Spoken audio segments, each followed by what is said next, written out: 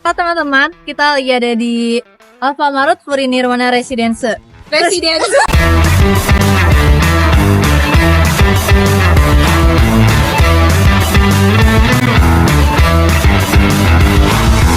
Oke, perkenalkan teman-teman kepala toko dari Alfamart Puri Nirwana dengan saya Duryat.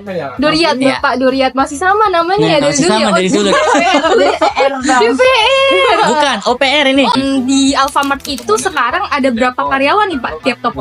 Tergantung sales ya. Ada yang 5, ada yang 6. Toko ini sendiri termasuk toko yang luar biasa. Oh. Jadi 12 orang. Di masyarakat umum itu DO. Kalau di kita bahasanya SAPA. Siapa? Siap antar pesanan Anda.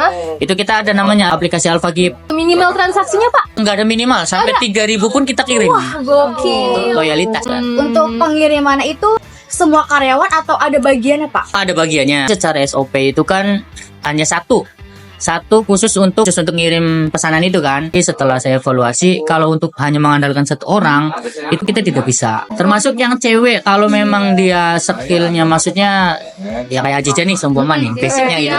Bulannya selalu dilatih, ada pelatihan-pelatihan kayak gitu ya Pak ya? Bahkan tiap hari supaya tidak salah langkah. Terus dengan customer juga kan mereka belum tahu gitu loh kondisinya, terus moodnya gitu kan. Iya. Kadang-kadang mood swing kan, mood swing gitu kan. Boleh tahu nih, Pak, pelatihan yang dilakukan setiap hari itu seperti apa aja, Pak? Ya kalau kita budaya di sini tuh budayakan mencontoh. Saya pernah visit konsentrasi personil ya, itu hanya 10 sampai 15 menit. Iya. Step by stepnya saya contohkan. Langsung dilihat ya. Kalau untuk personilnya sendiri Pak, kira-kira nih dalam operasionalnya itu cukup nggak Pak? Untuk saat Sebenarnya ini? kurang karena MPP ya. MPP itu standar toko-toko kuantitinya itu harusnya 13 sampai 14. Tokonya sudah PP sih. Mudah-mudahan dalam minggu-minggu ini udah datang. Iya. Kompensasi dan benefit yang diberikan oleh Alfamart ini sudah sesuai standar atau perlu ditingkatin nih Pak? Sudah sesuai lah ya. Di Alfamart itu alhamdulillah untuk salary sendiri itu tergantung grade. Kalau ada perusahaan yang sekiranya satu nih beda gaji. Kalau di kita enggak.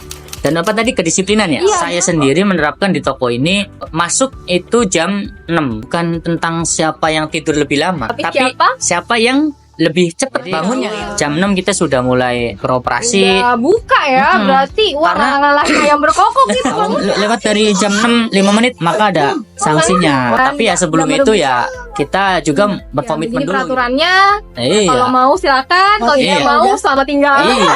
Kerja hari di Alfamart Puri ini seperti apa? Dari kru itu paling level paling bawah dengan grade 3. Nanti akan ada intermediate pelatihan ya, pendidikan lagi yang akan menjadi ACOS. ACOS itu asisten kepala toko. Kru, ACOS sama COS. COS itu chief of store, kepala toko. Kepala toko ya ada lagi AC, area koordinator atau supervisor lah. Dari kepala toko, Acos, asisten, sama dan kru itu kira-kira apa aja, Pak? apa ya Pak ya? Ya mereka tuh tugasnya. Ya, jadi kalau untuk kru itu ngelapin kaca, ngerapihin barang produksi, lapin semua area kasirnya, freezer, sealer, es krim semuanya dia lap, dia rapihin sambil bersihin rak, sambil plano, sambil transaksi. Kalau untuk tugas adjustnya dari jam 6 sampai jam 7 kita bersih-bersih. Oh ya. Dari jam 7 sampai jam 8 kita sama. Semua personil itu ada raknya. Raknya apakah ada yang expire? 3 jam lah untuk stock of name. Jobless-nya Acos sendiri ya sama sih kayak Acos. Bedanya Acos itu lebih ke monitor. Tantangannya sendiri Pak gitu. Bapak terkait tantangan yang Bapak hadapi di toko sebagai kepala toko, Iya. ya bagaimana cara Bapak mengatasinya begitu. Pernah nggak sih ada misalnya ada customer yang komplain, itu kan Iya. sebuah tantangan otomatis ya Pak ya? Iya. Ya bagaimana tuh Pak? Apakah pernah terjadi gitu? Kalau untuk customer itu alhamdulillah saya masih bisa menghandle. Oh, iya. Tantangan terbesar itu adalah di tim. Membentuk tim yang kuat itu kita bentuk dulu pola pikir Yang sama. Jadi ketika saya baru pindah ke sini, yang saya beresin dulu itu adalah pola pikir orang-orangnya. Cara Bapak memonitor tuh gimana Pak? Memonitor diri Bapak gitu kan Bapak seorang pemimpin nih gitu Iya. kan nggak ada yang nyontohin gitu Iya. kan, otomatis harus memotivasi diri sendiri gitu. Gimana Pak caranya? Hanya satu di saya itu ya warga gitu. Oh, Ya. ini untuk anak-anak muda zaman sekarang atau calon pemimpin di masa depan, apa nih yang mau Bapak sampaikan untuk kita khususnya mungkin saja mau mengikuti langkah Bapak di Nah, aduh, sebenarnya kayaknya bukan motivator ini. Untuk anak muda-muda yang sekarang ya terus berjuang, lebih ke disiplin dulu deh. Ayo kita ayolah kita di diri kita itu punya apa sih, manfaatkan buat orang sekitar kita.